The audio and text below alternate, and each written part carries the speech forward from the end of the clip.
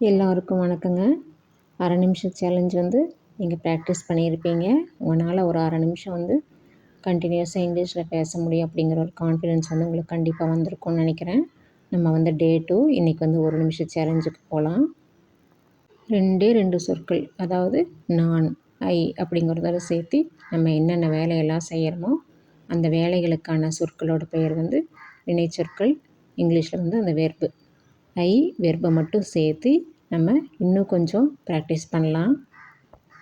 நீங்கள் எந்த செயல் செஞ்சாலுமே இந்த மாதிரி I sit, I walk, I come, I go, I run, இந்த மாதிரி நீங்கள் மனசுக்குள்ளேயே சொல்லிகிட்டே இருந்தீங்கன்னா உங்களுக்கு இங்கிலீஷில் வந்து வெளியில் பேசுகிறதுக்கான கூச்சம் வந்து விட்டு போயிருங்க. சாதாரணமாக இப்போ நடக்கிற நிகழ்ச்சியை பற்றி நம்ம பேசும்போது V1 வெர்பை யூஸ் பண்ணுவாங்க. இந்த வெர்புகளை பற்றி நம்ம அடுத்து வர வீடியோக்களில் பார்க்கலாம். இப்போ நடக்கிறது, கிரன்னு வருது இல்லைங்களா? அமர்கிறேன், நடக்கிறேன், வருகிறேன், போகிறேன், ஓடுகிறேன், இந்த மாதிரிலாம் வரும்போது நம்ம V1 வெர்பு தான் யூஸ் பண்ணுவோம். இந்த V1 வெர்பு கூட வந்து EDயோ INGயோ சேராதுங்க. சாதாரணமாக நம்ம யூஸ் பண்ணுறது தான் இந்த வார்த்தை. நீங்கள் எந்த செயலை செய்யும் போதும் அந்த செயலை வந்து மனசுக்குள்ளேயே சொல்லிகிட்டே வர்றது தான் பெஸ்ட்டு ப்ராக்டிஸ். அப்படி வந்து நீங்கள் செய்கிற செயலுக்கான ஆங்கில பதம் என்னன்னு உங்களுக்கு தெரியலனா ஒரு டிரான்ஸ்லேட்டர் வந்து நம்ம டவுன்லோட் பண்ணிக்கலாங்க. அதில் வந்து போட்டு பார்த்துட்டு நம்ம அதுக்கான ஆங்கில சொற்கள் பார்த்துட்டு நம்ம வந்து யூஸ் பண்ணுறக்கு ஆரம்பிச்சுக்கலாம். எண்ட் ஆஃப் த டே வந்து உட்காந்து நீங்கள் ஒரு 10 அல்லது 15 வார்த்தைகளை வந்து தொடர்ந்து இந்த 2 சொற்கள் மட்டும் பயன்படுத்தி சொல்லி பாருங்கள். மெதுவாக சொல்லி பாருங்கள், அப்புறம் வாய் விட்டு சொல்லி பாருங்கள், அப்புறம் கண்ணாடி முன்னாடி நின்று சொல்லி பாருங்கள். ஒரு நிமிஷம் கண்டிப்பாக உங்களால் என்னென்ன பண்ணுறீங்கன்னு சொல்லிட்டு உங்களால் எக்ஸ்பிளைன் பண்ண முடிகிற அளவுக்கு உங்களுக்கு கண்டிப்பாக கான்ஃபிடென்ட் வந்துடுங்க.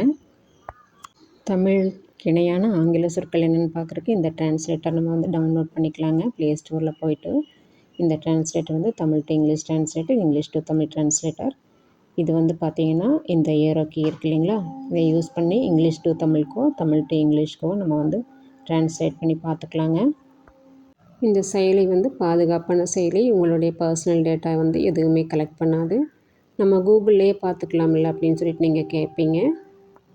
ஆனால் எப்போவாது வந்து நம்ம பார்க்குற மீனிங் வந்து மறந்து போயிடும்.